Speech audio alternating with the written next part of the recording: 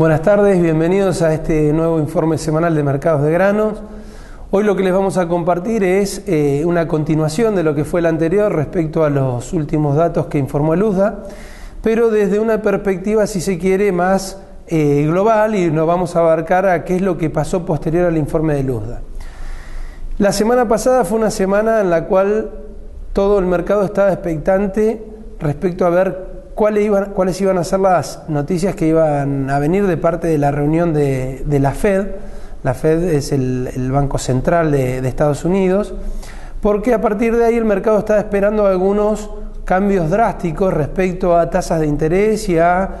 restricción en la emisión monetaria de Estados Unidos, y eso iba a impactar negativamente a los commodities. Resulta que a partir de esa reunión, la realidad es que no se tomaron grandes decisiones. La Fed sigue sin un candidato para suplantar a Bernanke, que va a ser una cuestión que se va a empezar a escuchar en los próximos meses. Sí tienen claro de que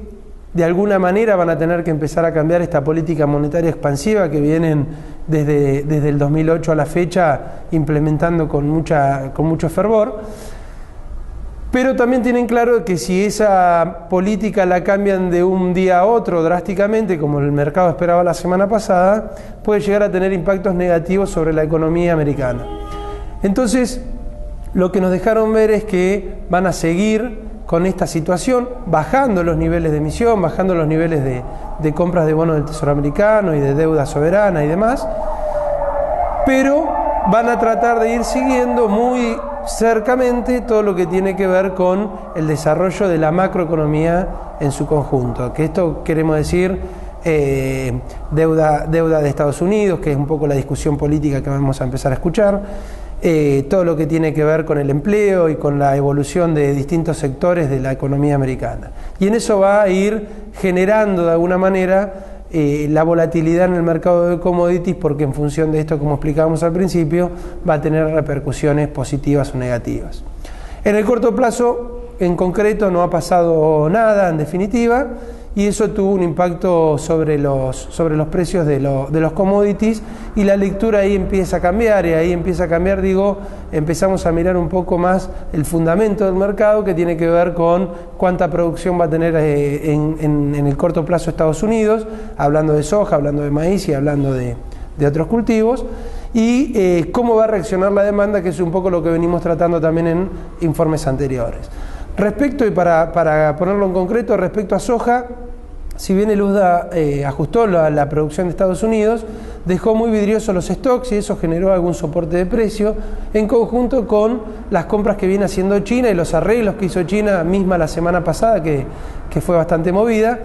los arreglos que hizo China para seguir comprándole soja a Estados Unidos. ¿Qué es lo que falta? Empezar a ver los datos de cosecha en Estados Unidos sobre el fin de semana pasado, más el pronóstico de los próximos 10 días, dan precipitaciones, y eso para el arranque de cosecha no es positivo, pero sí para algunos cultivos que se han sembrado atrasados y que les viene bien para terminar el ciclo con buenos rendimientos. En el caso del maíz ya está más hecho,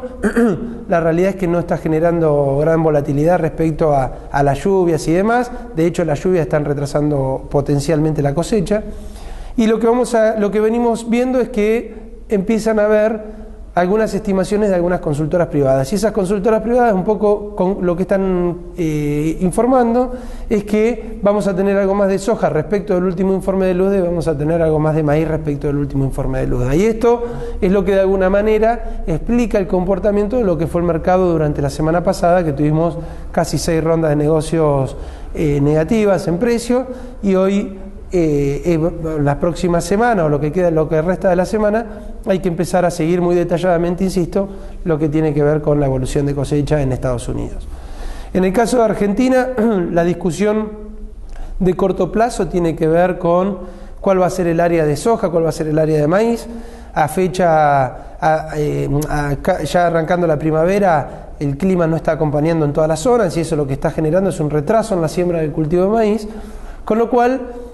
también vamos a empezar a ver algunos cambios de cultivos seguramente en algunas zonas, y eso puede llegar a repercutir mirando el mercado de muy largo plazo en términos de precios. ¿Por qué? Porque seguramente todo lo que potencialmente no vaya a maíz, o parte de ello, podría ir a soja, y eso es más hectáreas de soja, y ahí sí nosotros tenemos una incidencia fuerte sobre lo que tiene que ver con el mercado internacional y los precios que marca Chicago y que marca el mercado a término de Buenos Aires.